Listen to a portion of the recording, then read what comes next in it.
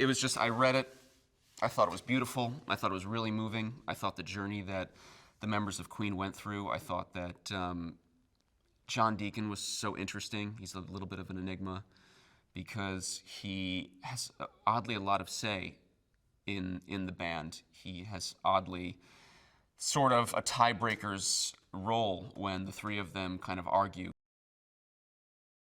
As long as you can make the words that you say and the scenes that you have fit those, again, sort of macro things that you know about him, I think that's sort of the way in to playing a character who is alive and is well known and who people are going to have strong opinions about. The very first thing I did was put on a wig. And I put on the wig, and it wasn't even like attached to my head, it was just put on me. And I looked at myself in the mirror and I was like, I am John Deacon. I'm John. I looked suddenly exactly like him. It was absolutely wild. We know that a lot of the people watching this are going to be Queen fanatics. They're going to be musicians. I can't tell you how many bassists have come up to me and asked me if I'm playing the songs, and I knew I had to do it. And I couldn't be faking it. You'll know if someone's just kind of going like this and smiling.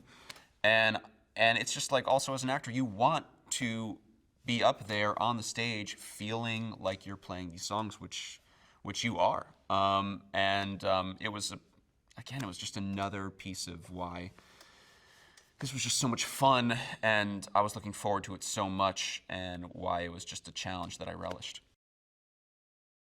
He had such a vision, I think, for what he wanted the band to be.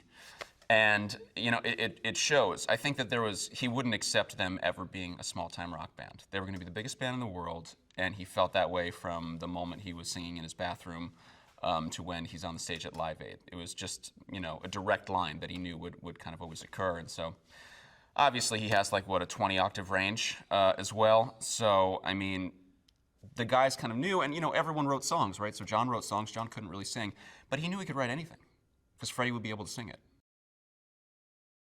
Even the producers were out there, like, you know, Dennis O'Sullivan, Graham King, out there doing the moves to Radio Gaga. They were like, all we need is Radio Gaga. I'm like, these are guys, Scorsese's producer is out there doing the moves to Radio Gaga for us, to give us, like, the motivation and to, like, get us into it. It was like that kind of thing where you just felt like the whole team was together and loving it, and you were there, and it was big, and you were there for, like, this, like, reason that was bigger than yourself.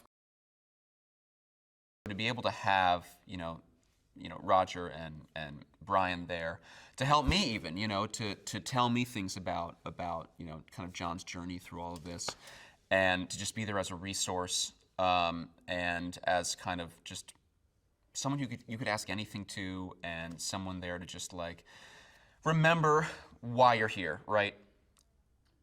You do a job for 4-5 months, maybe you lose a little focus, maybe other things start to, you know, the distractions of whatever happens on set.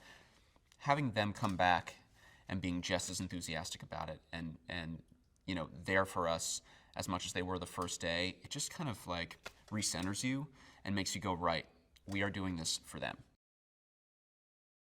To have Freddie Mercury as your lead vocalist who can sing anything, and by the way, Roger Taylor can also hit, you know, a note that breaks glass and, you know, makes dogs shriek.